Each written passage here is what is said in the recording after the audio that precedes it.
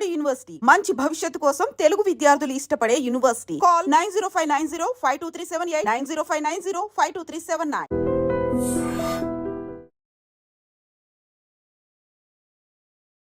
నమస్తే, welcome to I dream. నేను మీ ఝాన్సీ. మన భారతీయుల పరిస్థితి అమెరికాలో ఇప్పుడు ఎలా ఉంది? ఎంతమంది ఉద్యోగాలు కోల్పోయారు, కోల్పోబోతున్నారు? అలాగే H1B వీసాల మీద వెళ్ళి ఎంతమంది భారతీయులు ఇప్పుడు అక్కడ ఖాళీగా ఉన్నారు?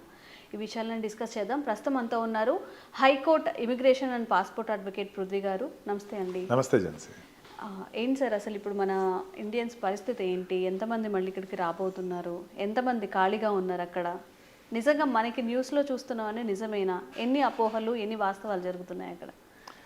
ఝాన్సీ, ఇప్పుడు అమెరికాలో ఉన్నటువంటి H1B వీసా మీద కావచ్చు, L1 వీసా మీద కావచ్చు, అక్కడ జాబ్లెస్నెస్ పెరిగిపోయింది, లేకపోతే 20 లక్షల మంది, కొన్ని లక్షల మంది వాళ్ళందరూ రోడ్డు మీద పడ్డారు అని చెప్పేసి చెప్తున్న న్యూస్ ఏదైతే ఉందో వాస్తవానికి అంత లేదనేదే నా ఉద్దేశం.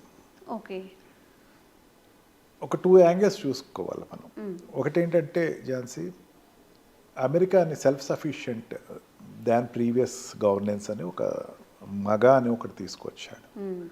అంటే మేక్ అమెరికా గ్రేట్ అమెరికా.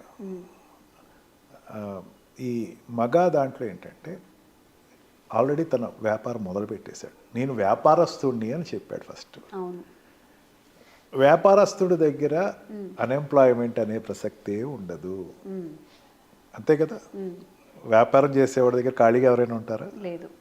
వ్యాపారం లేనివాడి దగ్గర ఖాళీగా ఉంటారు. అందుకే ఇండియన్స్ ప్యానిక్ అవ్వాల్సినంత అవసరం ఏం లేదు. మనకి ఆపర్చునిటీస్ ఆప్షన్గానే ఉంటాయి ఖచ్చితంగా.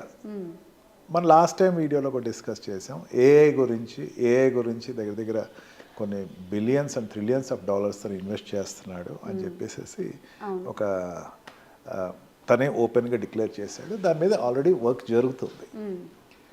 అండ్ చాలా కంట్రీస్కి తన ప్రొడక్ట్స్ ఏదైతే ఉన్నాయో ట్యాక్సెస్ పెంచాడు.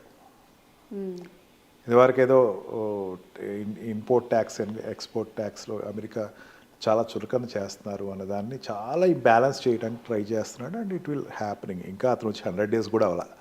100 days అవ్వకుండానే తన చూపించాల్సినటువంటి బిజినెస్ టాక్టిక్స్ అన్నీ కూడా ఒకదాని తర్వాత ఒకటి చేస్తున్నాడు. అండ్ పెద్ద శత్రువులు తగ్గించుకుంటున్నాడు. రష్యాతోటి స్నేహానికి వెళ్తున్నాడు. ఇవన్నీ చూస్తూ ఉంటే బిజినెస్ యాంగిల్ తనలో కనపడుతుంది, స్పష్టంగా కనపడుతుంది. ఖచ్చితంగా ఇతను ట్రంప్ ఏదో రకంగా సాల్ట్ అంటే స్టేట్ అండ్ ట్యాక్స్ ఆడిటింగ్ అన్నది తన స్టేట్ లెవెల్ ట్యాక్సెస్ అని చెప్పేసి అసలు ట్యాక్సెస్ అనేది తగ్గించాలి అని ఒక జీరో చేయాలి అనే దాని మీద తన కంకణం కట్టుకున్నాడు. అమెరికాలో ఉండేటువంటి వాళ్ళకి ట్యాక్స్ తీసేసేయాలి అంటే ఇవన్నీ అక్కడ ఉండే వాళ్ళకి ప్రోత్సాహకాలు. ఇక జాబ్ విషయానికి వచ్చేసరికి బిజినెస్ పెరుగుతూ ఉంటే జాబ్ రిక్వైర్మెంట్ ఆటోమేటిక్గా పెరుగుతుంది. ఇప్పుడు H1B వీసా, L1 వీసా మీద వెళ్ళేవాళ్ళు మీకు ఆల్రెడీ మనకి ఇదివరకు డిస్కస్ చేసాము. L1 వీసా అంటే expert of already existing company, ఇండియాలో ఎగ్జిస్టింగ్ కంపెనీలో ఉండేటువంటి టెక్నికల్ సపోర్టు మేనేజర్ లెవెల్లో వెళ్ళాలి కనుక L1 వీసా. మేనేజర్ లెవెల్లో కాకుండా L1A వీసా, అండ్ మేనేజర్ లెవెల్లో కాకుండా ఎంప్లాయీస్ లెవెల్లో అయితే L1B వీసాతో అక్కడికి వెళ్తారు, L1-2 వీసాతో వెళ్తారు. అండ్ H1B వీసాలో అయితే ఇట్స్ అన్ ప్యూర్ ఎంప్లాయ్మెంట్. అక్కడ ఉండేటువంటి రిక్వైర్మెంట్ బట్టి అప్లికేషన్ పెట్టి ఎంప్లాయ్మెంట్ మీదకి వెళ్ళే వాళ్ళు H1B వీసా మీద వెళ్తారు. It's a known fact. ఇప్పుడు తను చేసింది ఏంటంటే అక్కడ ఉండేటువంటి వీసా ప్రాసెస్ని, అక్కడ ఉండేటువంటి రెన్యులేషన్ ప్రాసెస్ని కొంచెం మార్చాడు. ఓకే, అంతకుముందు లాంగ్ టైం దొరికేది ఇప్పుడు దాన్ని 3 monthsకి కుదించాడు, 6 monthsకి కుదించాడు. 6 months కుదించిన తర్వాత ఎప్పుడో రెన్యులేషన్ చేసుకుందాం అనుకునే వాళ్ళకి కొంచెం ఈ రోజుకి బయటికి వెళ్ళాల్సిన పరిస్థితి వచ్చింది. ఆ రకంగా ఉండేవాళ్ళు శాతం ఎక్కువ మందే ఉన్నారు, కాదట్లా. It's an employee process. Employee ఏం చేస్తాడు, ఆటోమేటిక్గా మళ్ళీ వీళ్ళని ఇండియాకి పంపించి, ఎంప్లాయర్ ఏం చేస్తాడు, ఇండియాకి పంపించి ఆ వచ్చినటువంటి దాన్ని మళ్ళీ వెనక్కి రప్పించుకుని ఆ ప్రాసెస్ అయితే తను చేసుకుంటాడు. కొన్ని ఈ నడుస్తున్నటువంటి సాఫ్ట్వేర్ కంపెనీలు కానీ ఆ ప్రాజెక్ట్స్ కొంచెం స్లో అవుతాయి. అండ్ హాస్పిటల్స్లో ఈ సెక్షన్స్లో అయితే కొన్ని నేను ఒక my client is there from hospital there, వాళ్ళు ఇండియన్ సిటిలర్స్, వాళ్ళు ఏమన్నారంటే కొన్ని ఆపరేషన్స్ కూడా పోస్ట్ పోన్ చేసుకుంటున్నాం, డాక్టర్స్ కూడా ఇండియాకు రావాల్సిన పరిస్థితి, మళ్ళీ ఇక్కడికి వచ్చి మళ్ళీ వెళ్తారు.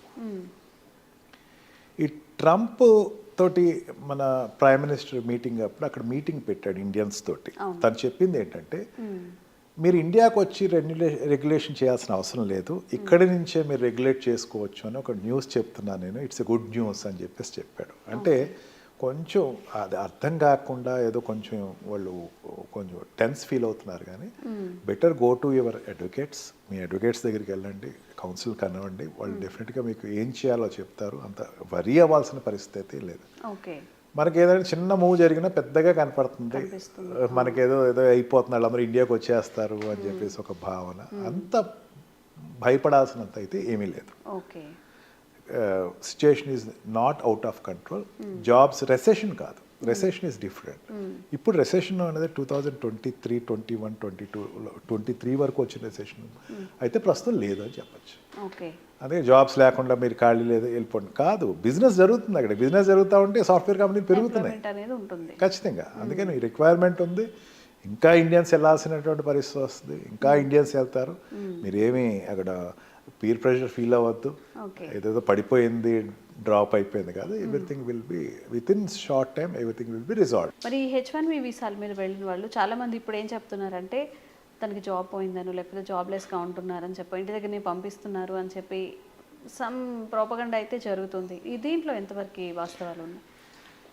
F1 దగ్గర ప్రాబ్లం ఉంది, నీకు కాదంట్లా స్టూడెంట్ వీసా మీద. H1B వీసా మీద వెళ్ళిన వాళ్ళు ఇంటి దగ్గర నుంచి పంపిస్తున్నారు అంటే ఈ వాడు జాబ్ అయితే తీసేస్తారు కదా. ఇప్పుడు అక్కడ ఇచ్చినటువంటి 180 డేస్లో వాడు ఏదైతే ఎక్స్టెన్షన్ చేసుకోవాలి, ఆటో ఎక్స్టెన్షన్ అవ్వలేదు, ఆటో ఎక్స్టెన్షన్ చేయకపోతే ఇమీడియట్గా ఎంప్లాయ్మెంట్ నుంచి అంటే అక్కడ ఉండేటువంటి లేబర్ కౌన్సిల్లో వాళ్ళు ఆ ఎంప్లాయర్ అక్కడ ఉండేటువంటి కంపెనీ డెలాయిట్ కానీ లేకపోతే ఇన్ఫో కానీ ఎవరైనా వాళ్ళు అక్కడ వాళ్ళు ఇచ్చినటువంటి డాక్యుమెంట్స్లో వాడిది ఎక్స్పైర్ అయిపోద్ది కాబట్టి వెంటనే జాబ్ తీసేస్తారు.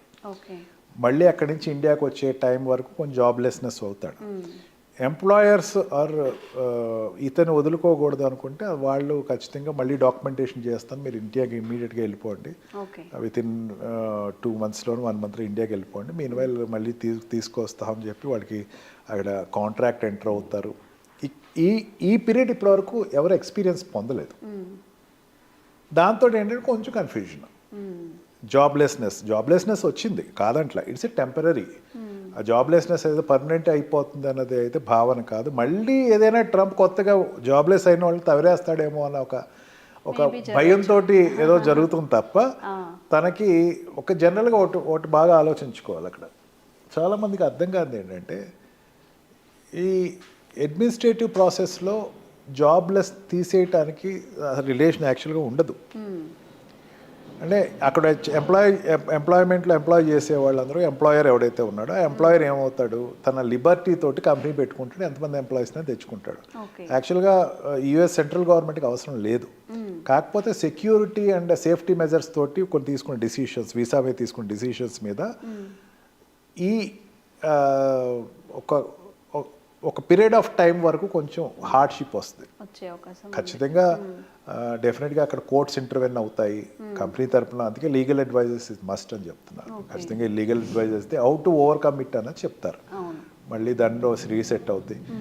ఇప్పటివరకు ఎవరు కూడా నేనైతే నాకు ఎటువంటి రెగ్యులర్గా నేను క్లోజ్ వాచ్ చేస్తున్నాను, ఎంప్లాయ్మెంట్ అయిపోయి రోడ్ ఎక్కేసేసి భయంతో బాధపడుతున్న వాళ్ళైతే ఇప్పటివరకు నాకు తగల.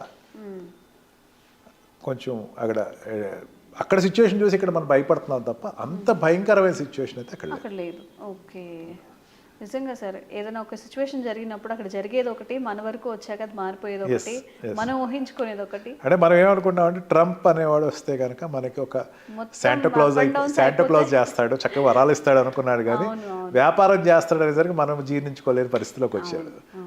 తనే వ్యాపారం అంటే మెయిన్ అది కాకుండా ఈ ఇండియన్స్ని కొంతమంది డిపోర్ట్ చేయటం, అక్కడి నుంచి అబ్రాడ్ నుంచి సంఖ్యలతో పంపించడం, కొంచెం కంగారు పడి చేస్తున్నారు. ఇప్పుడు మన వాళ్ళు కూడా ఇట్లా సంఖ్యలు వేసి పంపేస్తారేమో H1B వీసాలో ఉన్న వాళ్ళని, అటువంటి పరిస్థితి అయితే ఏమీ లేదు అక్కడ. అంత భయపడిపోవాల్సినంత పరిస్థితి అయితే ఏమీ లేదు. Okay, thank you sir. Thank you.